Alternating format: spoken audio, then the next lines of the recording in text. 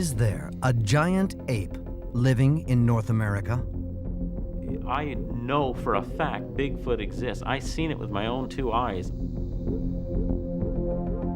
It shouldn't be here, according to evolutionary theory. The problem is it seems to be here. Or are some people simply trying to fool the scientists and the rest of the public?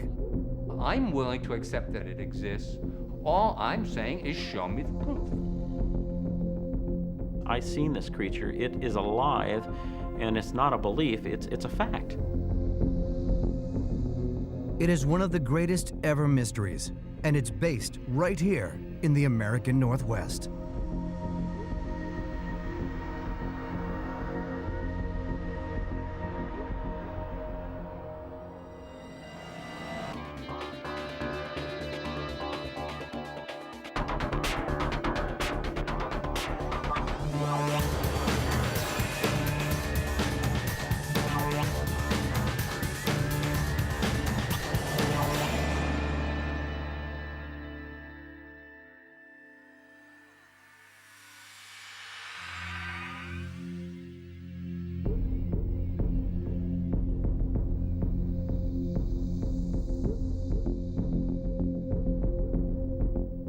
Is there an unknown beast lurking in the forests of the American Northwest?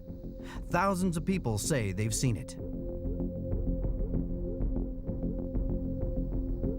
It is part ape, part man. Almost 9 feet tall, covered from head to foot in thick dark hair, and it walks on 2 legs. It's sometimes called Sasquatch, a Native American word. One of more than 80 names they have for such a creature. More commonly, it's known as Bigfoot. Could this beast be the fabled missing link that proves we humans are descended from apes? A link that, if proved, would be explosive. It challenges our thinking about everything that we know about science, about culture, about mythology. This is a creature that shouldn't be, yet is. It is a mystery to be solved. All the evidence is not in, and we haven't yet, one way or the other, conclusively proved that it exists or that it does not exist. We have footprints supposedly left by this creature, and countless eyewitness stories, yet we still do not have any corpses, blood samples, or even bones. So does this creature exist, or is this simply the biggest hoax in human history?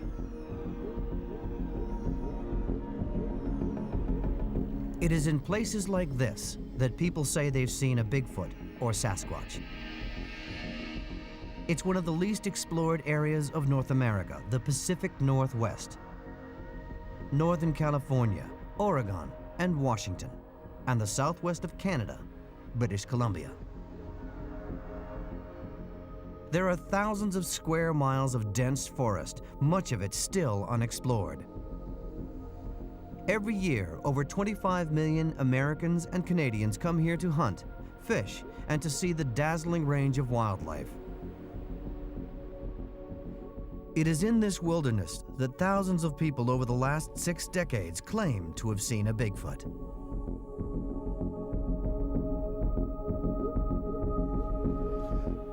It's rare to find a scientist who admits they believe in such a mysterious beast, let alone do research into it. One of those who does is Dr. John Bindernagel, a wildlife biologist from Vancouver Island, British Columbia.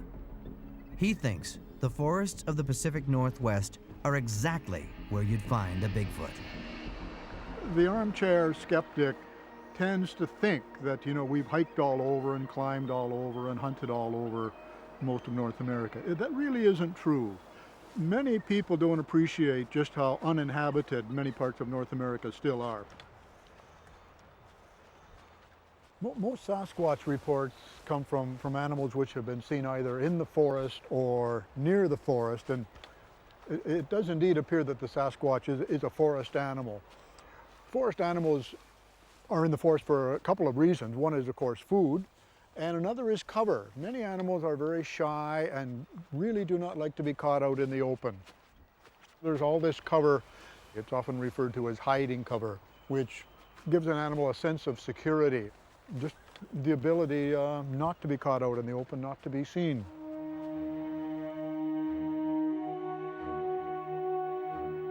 When sightings of a Bigfoot or Sasquatch are reported, people seem to agree. Those who say they've seen one have described it, even drawn it, in very similar ways.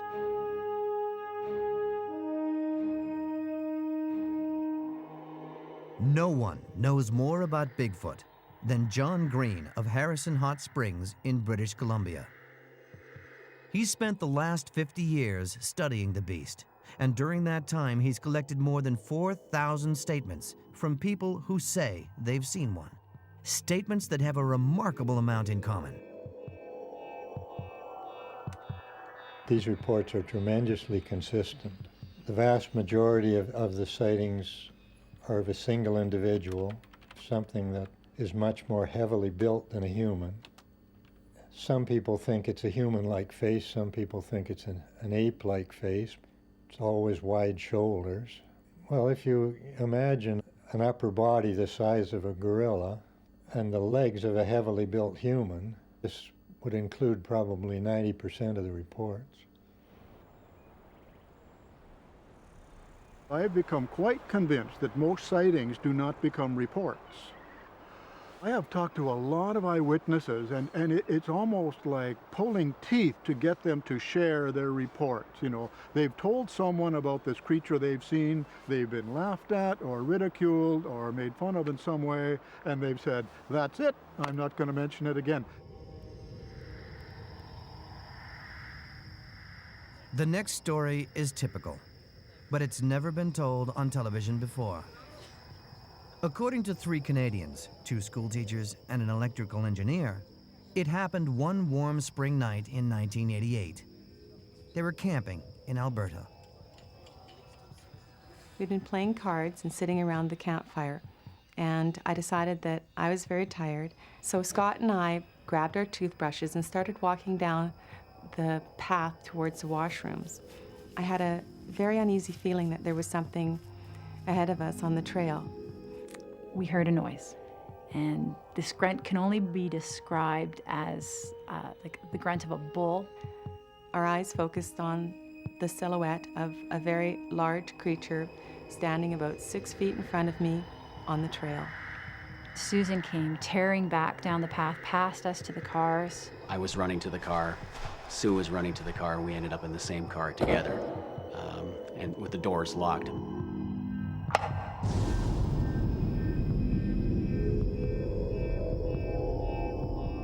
This creature walked out of the darkness into the direct beam of our headlights. It strode purposeful into the bush, took about 4 seconds as it crossed the beam of our headlights and disappeared into the forest.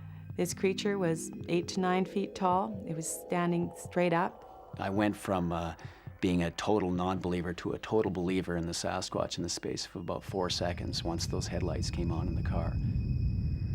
I know enough that what I did see was, in fact, Sasquatch.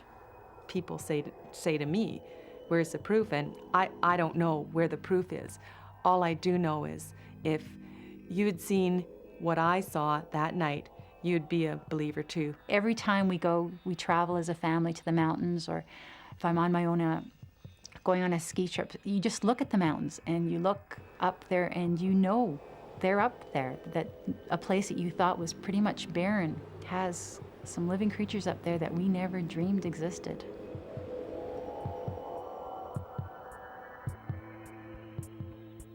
But most scientists think the eyewitness stories are just that, stories. Frank Poirier is one of them. He's a professor of anthropology at Stetson University in Florida. Poirier is one of those who isn't convinced by all the alleged Bigfoot sightings. Eyewitness sightings present you with many, many kinds of problems. And I think most of them are tainted. We have seen so many depictions of Sasquatch on our television and Hollywood films, in newspapers, When you talk to people, they all look the same. Does that mean that what everybody's seeing is the truth and they're all reporting the truth? I don't think so. Where is there an unbiased report? I would dismiss the vast majority of those eyewitness sightings, not because these are dishonest people, but simply because there's not a fresh eye looking at them. So despite thousands of reported sightings, Bigfoot is still widely regarded either as a myth or a hoax, and is therefore known as a cryptozoological animal. But if it is ever proven to be real, it will join a long list of creatures whose existence was first doubted due to a lack of evidence. These animals were often recorded in the folklore of native dwellers, but were dismissed by so-called enlightened modern man, until one day they were discovered to exist for real. We're hoping one day that Sasquatch is in the zoological catalog, along with other animals that once were thought to be cryptozoological. The mountain gorilla was a subject of great speculation and cynicism for a long time. They said this animal can't possibly exist, until it was proven to do so in the early 1900s. So we're hoping that one day the Sasquatch will be a known animal and no longer in the cryptozoological realm. The world's scientific and academic institutions don't spend money researching Bigfoot. That's hardly surprising, since they don't even recognize its existence. Instead, any research into this mysterious creature is carried out by dedicated amateurs. John Pickering is one of them. He's so obsessed with the Bigfoot that he spends much of his spare time looking for them. This is no half-hearted exercise. When he travels to a location to track Bigfoot, he comes prepared. He's setting up camp for the weekend in Quinault Forest on the west coast of Washington State. There have been 30 alleged Bigfoot sightings reported here in the last 2 decades. Pickering will camp day and night in his pursuit of the creature, and armed with specialist equipment, he believes he has a good chance of finding one. There's a lot of people that report seeing them, but there's a lot of people that don't. It's kind of, my father had a saying, he says, you can't catch a fish unless you put your fish in, or your hook in the water. Well, same thing, unless you go out there and look, you're not going to see one. But to locate a Bigfoot, you need more than high-tech equipment. You need to understand the mysteries of the forest. Pickering is a tracker who knows how to spot subtle signs of animal activity. Signs that wouldn't be noticed by most people. You're looking for any sign that animals may have left when they've been through the area, whether it be footprints on the ground or possibly like a broken twig or palm frond. Anything that'll show that the animals or something has been through the area and have created some sort of evidence that they've been there. Like over here, these ferns, they have been picked by people picking ferns. You can see that they're all cut off. That was a sign that someone's been here and done that. Animals leave their own signs, whether it be footprints, maybe a little bit of hair left along some brush. There's always something there to be found. So just how many Bigfoot could there be living in these forests? John Bindernagel thinks the number could be more than we've ever dreamed of. As far as the number of Sasquatches go, the only person I've ever heard venture a reasonable figure on this was a physical anthropologist, and he suggested 2,000 to 4,000 for Western North America, west of the Rockies. I think that's not a bad figure, as a ballpark figure. A lot of people think that's way too high. My feeling is that if anything, it might be low. To assume that 1,500 or 2,000 Sasquatch might exist in North America, and no one to come up with some hard evidence for these things, to me is a very difficult thing to swallow. You need to have bones, you need to have a body. The kinds of bones we would be looking for Sasquatch that would be most useful, for example, would be teeth, because from those teeth you can tell if in fact it is a primate, that is, are you dealing with a monkey or an ape or a human, or perhaps some unknown animal closely associated with that group. And everyone will tell you that for Sasquatch, we don't have one of those bones. We don't even have a piece of one of those bones. But Bindernagel isn't surprised by the lack of physical evidence. This question of the absence of Sasquatch bones is a real dilemma, and I understand people's concern with that. It's quite valid. However, as a wildlife biologist, I have less concern about that maybe than others, and I know that archaeologists are not so troubled, because both archaeologists and biologists understand how quickly bones disappear. They get scattered by scavengers and broken down by bacteria, chewed on by rodents. I just know that I've only found 2 bear skulls in all the 30-some years of trumping the forest here. Maybe a dozen or so deer skeletons, and there's thousands and thousands of deer. So based on that, I'm not surprised myself that we haven't found a Sasquatch bones. Eyewitnesses may claim to have seen a Bigfoot, but eyewitnesses can make mistakes. So what about the giant footprints that are sometimes found by people while walking through forests? Are these just one more hoax, or could they be something more?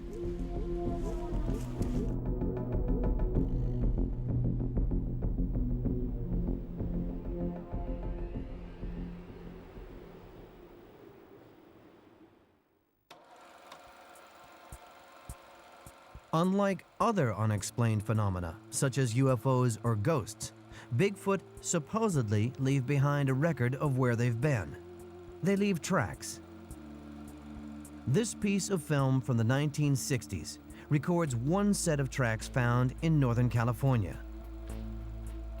Are these the footprints of a mysterious creature, or just another link in a gigantic hoax? There are many more people who claim to have found Bigfoot tracks than say they've actually seen the creature. This is what's supposed to have happened to a 14-year-old boy who was on a camping trip with his father and uncle. They were high in the snow-covered Cascade Mountains of Washington State. Now, as a man, he claims to remember that day as if it were yesterday. We were on a very well-beaten game trail on the top of a shale ridge heading towards Mount Hoquiam. I looked down, I could see fresh tracks cutting across the snowdrift downhill at a 45-degree angle. I decided to go down and look at the tracks in the snow that we could see. I was standing on top of the snowdrift, and these tracks were breaking all the way through to the hard shale underneath. So it was a very heavy animal. It had toes, and the tracks looked like human feet. I noticed that it took 3 or 4 of my strides to make one of the strides of the tracks I was looking at. I've been an avid hunter and fisherman my whole life. I've been in the woods a lot. I've seen a lot of animal sign, and this don't compare to any of it.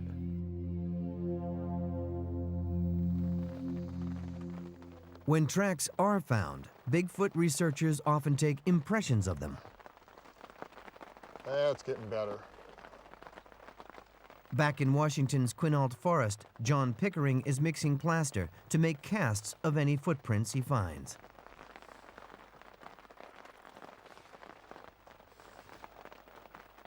Using his own boot, he demonstrates how the mixture is poured into a print and left to harden.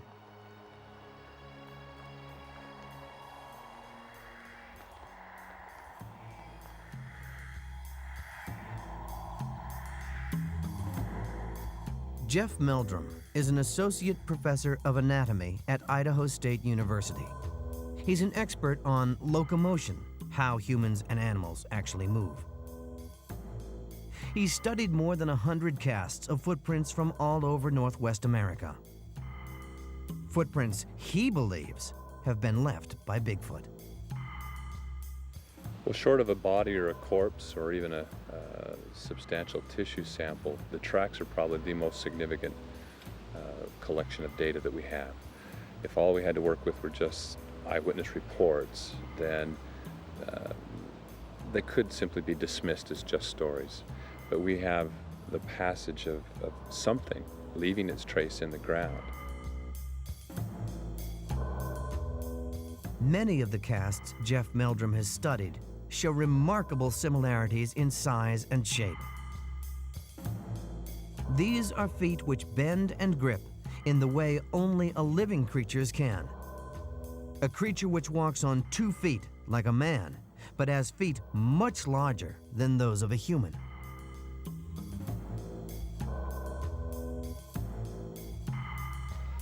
Here's a cast that exemplifies a typical Sasquatch footprint. It's just under 15 inches. The average length for Sasquatch tracks is about 16.5 inches. This one shows many of the characteristics that are distinctive of the Sasquatch tracks that differentiate it from a human footprint. The track is typically rather flat, or indicates a flat foot, although this one has a dynamic feature, a mid-pressure ridge that's pushed up here behind the transverse tarsal joint, or the mid-tarsal break. That's a very ape-like characteristic. Otherwise, the footprint is relatively wide for its length. The toes are quite long. The big toe is somewhat differentiated, and the toe row is decidedly angled. Meldrum is convinced that these footprints are genuine. For him, the evidence for saying a Bigfoot made them is overwhelming.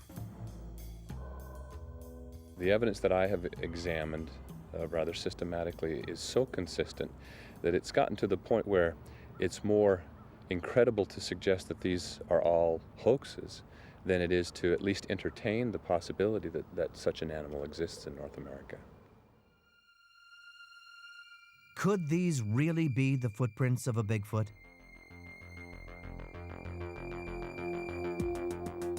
One man who thought he could help in the investigation was Jimmy Chilcutt, a police fingerprint expert based in Conroe, Texas.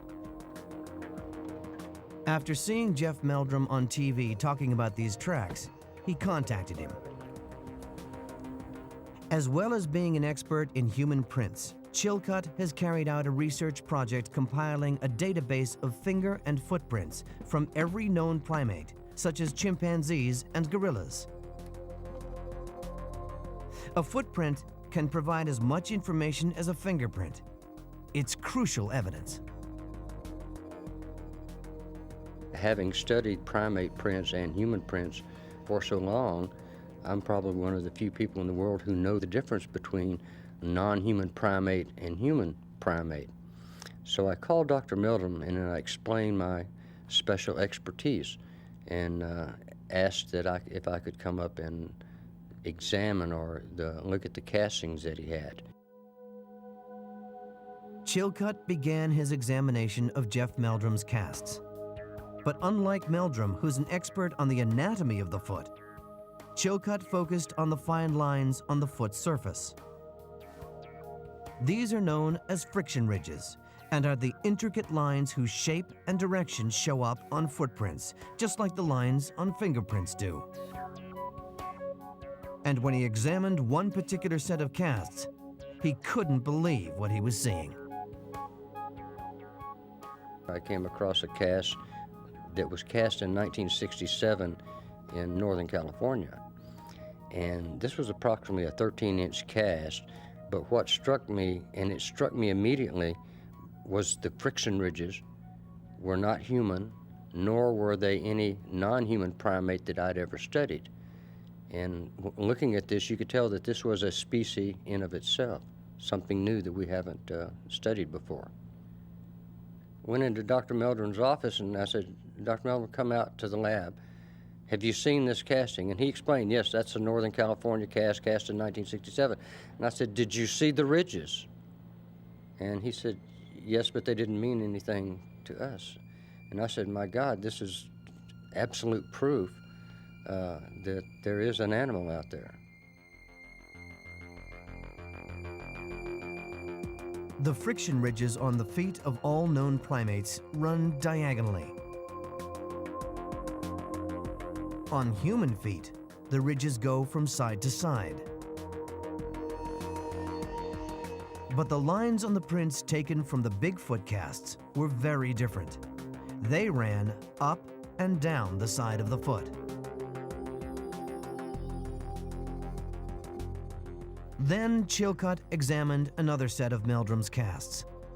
These were from footprints found in 1987 in Washington State, almost 700 miles away from the first set of casts he had just investigated.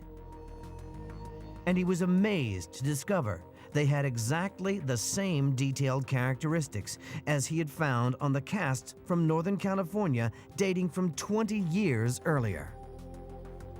In order for these castings to have been faked, number one, they would have had to have been faked by the same person, miles and miles apart, and 15 to 20 years later.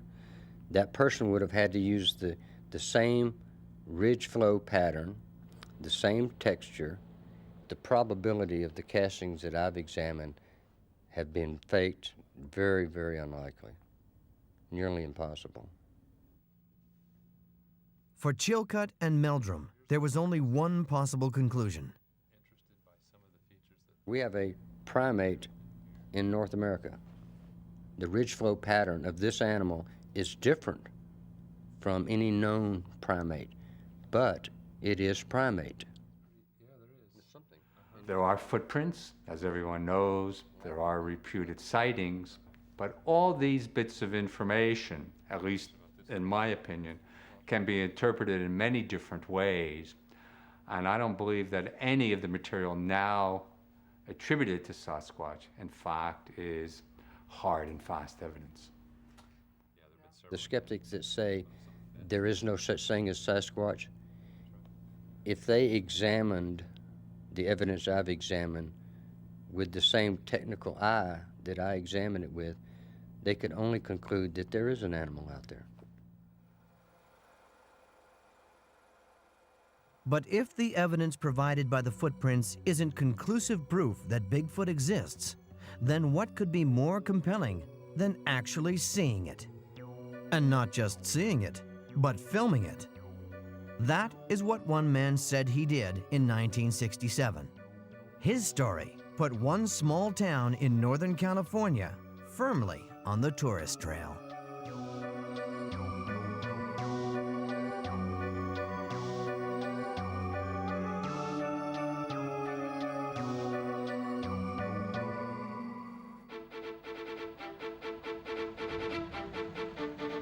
Willow Creek, a small, sleepy town in Northern California, surrounded by dense forest.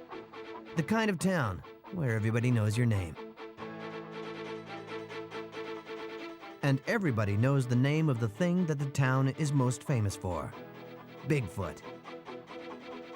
This is the Bigfoot capital of the USA. Since the 1950s, there have been over a dozen reported sightings in this small area. I think that he's rather large, hairy, smelly. I don't think he eats people or anything. I personally have never seen any evidence of it, but a lot of people believe in it, and I wouldn't discredit their thinking. I spent my summers as a kid up in the mountains, and there was a lot of weird things that weren't usual. I believe he's out there somewhere. I just don't believe in it. Now my wife, she's an adamant believer. Obviously he eats something, and probably right from the forest, but you don't know. You may be down in your own backyard at night and you just don't even know it. I think to be able to avoid man like they have, that it proves that they are more intelligent than we think they are. The town made its reputation thanks to this man, Roger Patterson, a former rodeo cowboy turned Bigfoot researcher. In 1967, he traveled to nearby Bluff Creek from his home in Washington State. Bluff Creek was a place where tracks had recently been found. Patterson, who was making a documentary about Bigfoot, intended to film the tracks. Instead, something happened that would change the Bigfoot story forever.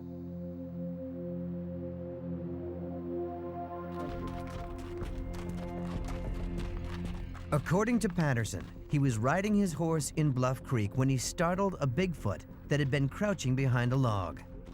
His horse shied when the creature appeared, throwing Patterson to the ground. As the Bigfoot walked quickly away, Patterson grabbed his camera and shot a minute of some of the most sensational footage ever filmed.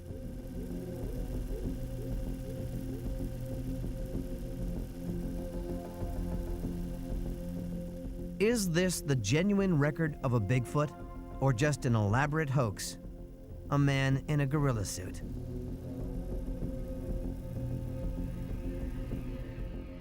Back in Willow Creek, an excited Roger Patterson couldn't wait to tell his friend Al Hodgson. Roger called me and he said, "Al, I got a picture of the son of a buck." And those exact words. He was a rather calm man. And of course, on the day that he got that film, he was anything but calm. I no reason to doubt the man at all, and particularly after talking to him that night, I thought he was credible. It's something that I wanted to believe, but I didn't want to be taken in. There are those who think the film is genuine. Jeff Meldrum, an anatomist at Idaho State University, is one of them. To many people, the Patterson film is little more than a man in a fursuit. But upon careful examination, a number of features can be noticed that speak to the contrary. For example, the muscles can be seen moving under the skin. The shoulder blades can be seen moving. The massiveness of the limbs, the proportions of the shoulders and hips, all of these things suggest a body build that's quite distinct from a human being. The musculature of this creature is very different from that of a human being. And the way this creature walks, locomotion kind of settles it. No human being walks naturally with their knees bent. And to have the fluidity of the subject in the Patterson film, you would have to train somebody for months and months and months to walk like that. This is not a man in a gorilla suit. This is an entirely different creature. For many people, the best bit of evidence for the existence of Sasquatch is the Patterson film. They say that the creature is very large and that there are no known creatures that are as large as this individual. That's one pillar of their evidence. The second pillar of their evidence is that the gait, the way that this creature walks, is such that it cannot be hoaxed by any living human being. Both those bits of evidence are really not very strong. You can't reconstruct accurately the height and weight of that creature because we don't know the angle at which the film was taken. And secondly, the gait, the way that that creature walks, is easily reproducible by any modern living human. I don't think that film shows anything. I think that film's a hoax. But Bigfoot researcher John Green, who knew Roger Patterson well, is convinced that it's authentic. I have no doubt that the Patterson film is genuine. I know enough about Roger's situation and abilities to know that there's no possible way he could have faked such a thing. You know, all this is supposed to have been done by an ex-rodeo cowboy. I mean, come off it. The idea that this is a fake film has got an awful lot of hurdles to surmount. Of course, over the years, over and over again, somebody announces that they were the man in the suit or they know who did it and so on and so forth. And none of these stories ever stand up, but the film is still there, just as solid as it was in the beginning. Whatever the truth is behind the film, the secret may have gone with Roger Patterson to his grave. But there is no doubt that the film he shot has given Willow Creek a new lease of life. Bigfoot is certainly good for business. Thousands of visitors come here every summer to enjoy the fishing and camping, and of course, hopefully, to catch a glimpse of Bigfoot.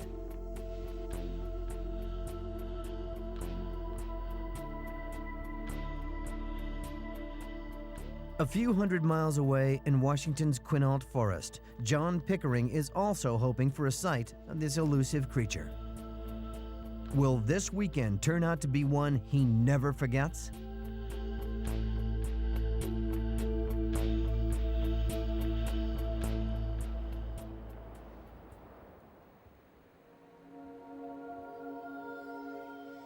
In Quinault Forest, on the west coast of Washington State, amateur Bigfoot researcher John Pickering is setting up his next piece of equipment to try and track down a creature. There's been recorded sounds that have supposedly been Sasquatch. This is just kind of a setup system with some old house speakers and a car stereo I have set up so I can broadcast some sounds and hopefully get a return call. And to attract the creatures, he resorts to a bizarre technique occasionally carried out by Bigfoot researchers: stick beating. Well, basically, it's been reported that Sasquatch will beat sticks against trees, possibly as a form of communication, maybe a threat. It's been reported that at times, if you attempt to do this, do it yourself, that they will answer back and do the same.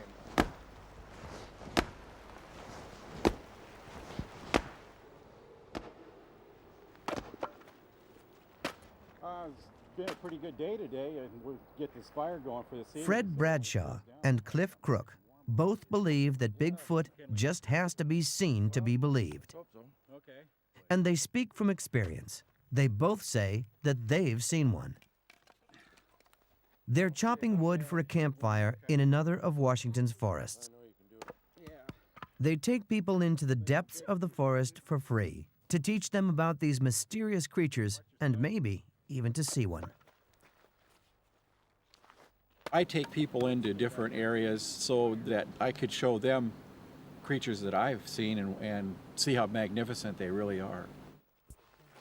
If you see one of them, it's just for a few seconds, they'll turn and walk away. Or you won't see them all, you'll just hear them make a sound like a grunt or a type of squeal or scream. According to Bigfoot researchers, there is little activity until nightfall. Most sightings of the creature are at night. But is this because eyewitnesses can easily misidentify other animals or even people after dark? Or could it be because the Bigfoot is a nocturnal creature? This is what happened to Terry and Connie Reams one night. They were on the freeway in Portland, Oregon, traveling home to Yakima, Washington. We seen a bunch of taillights of the cars ahead of us. The taillights were swerving and the brake lights coming on and so forth, so we knew something up there ahead of us was in the road. Running along the cement barrier in the direction that we were headed, eastbound, this creature, or a thing, was running down the road. And our first impression, of course, at least my first impression, was that somebody had gotten a wreck and they were just running down the highway and they were going to get hit by somebody. As we got up to this creature, it made a full body turn looking down at the car. And as I looked up at this, in the window at this creature, it looked down at me. And I seen its face quite vividly. You know, it was a vision of fear and surprise. I mean, its big eyes, and you could tell it was definitely scared. I don't think at first you really realize that it is what you think you see. The thing I remember mostly about it was the fur, of course, the stride. It had a very long stride and the sway of and length of the arms. It was obvious that it was not a human being. We had decided at that time maybe we should call the state patrol and turn this in. I told him exactly what happened, where and when, and he told me that, well, don't feel bad about it. We realized what had happened. We had over a dozen people turn the same incident in the same area at the same time. And if it makes you feel any better, 4 of them were police officers. When one sees a Sasquatch, as the witnesses have, their first tendency is to say, it looked so much like a man, or it looked so human-like. I think what they're connecting with is the ability of this animal, in its facial expressions, to convey things such as surprise, fear, curiosity. It looks more like a human being in terms of its facial features than it does ape. It is now late at night in the Quinault forest. It's pitch black and the temperature is barely above zero.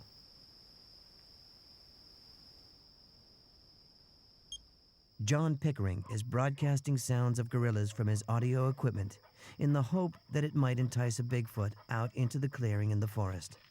If it does, he'll be ready. Because a Sasquatch is believed to be a nocturnal animal, I'll go out at night with a camcorder with a night vision attachment to it and try to see if I can get a picture of a Sasquatch possibly crossing a road or a game trail. And I'll sit and watch and listen, hopefully to get a picture.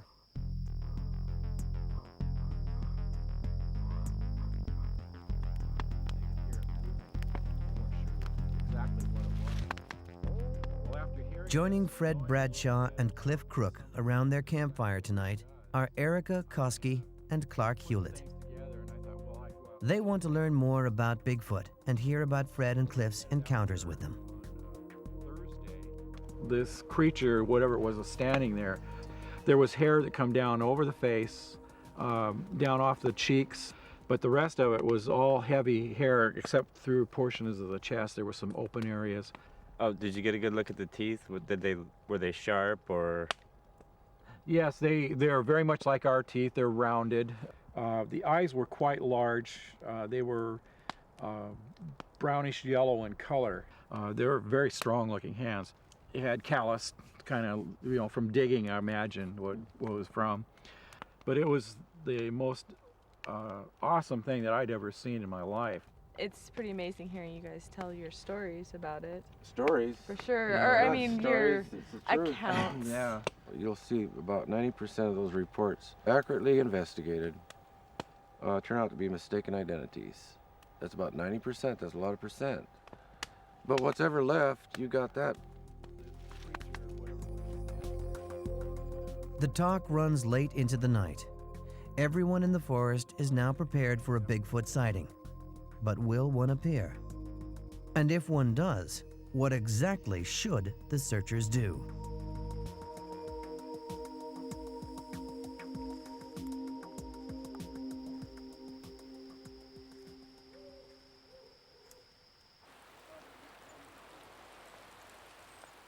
After 2 days and 2 nights in Quinault Forest, Bigfoot researcher John Pickering is going home empty-handed.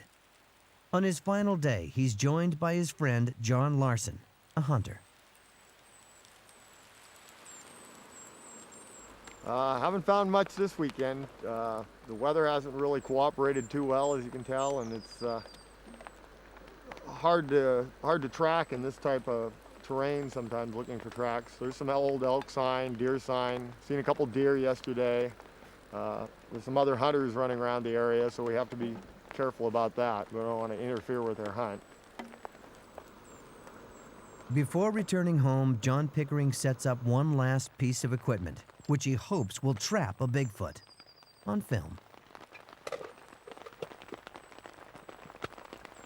Basically, I'll pick a location that I feel that a Sasquatch or other animals may travel through and set it up in a location to try to get the best possible picture. I try to leave it for at least 2 weeks at a time, sometimes 3, sometimes a month, and then I'll come back and check to see how many exposures have been taken. Over a couple weeks, you'll get a couple hits. Sometimes it'll be deer, sometimes elk. You never know. Hopefully, a Sasquatch. Pickering's cameras caught plenty of wildlife activity in the forest, but no Bigfoot. Pickering's friend, John Larson, is a hunter. He doesn't go hunting for Bigfoot. In fact, he doesn't even believe they exist. But he does know what it would take to bring one down. People often would claim that they needed a really big caliber rifle to bring down something if a Bigfoot existed. But I would say that any of your deer caliber rifles would probably work. It's shot placement that would be the most critical thing. If you got a good shot to the heart or neck or head area, you can bring down pretty much any size game. If anyone does ever find the animal, there is one question that is being hotly debated by Bigfoot researchers. Should it be killed and brought back for scientific analysis? On one hand, there are people like John Green. He's in no doubt that only a dead Bigfoot will satisfy the skeptics.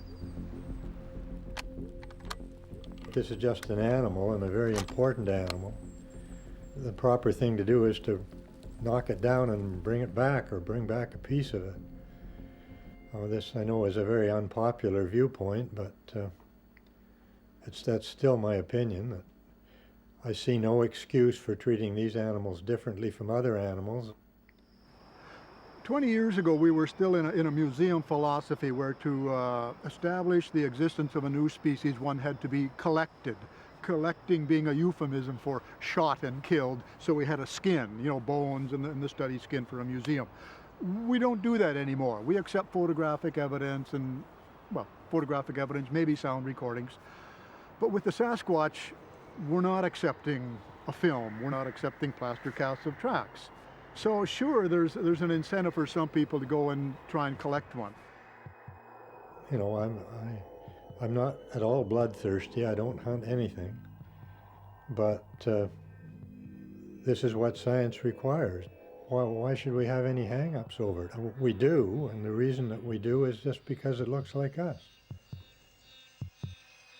But killing a Bigfoot may not be as simple as killing other animals.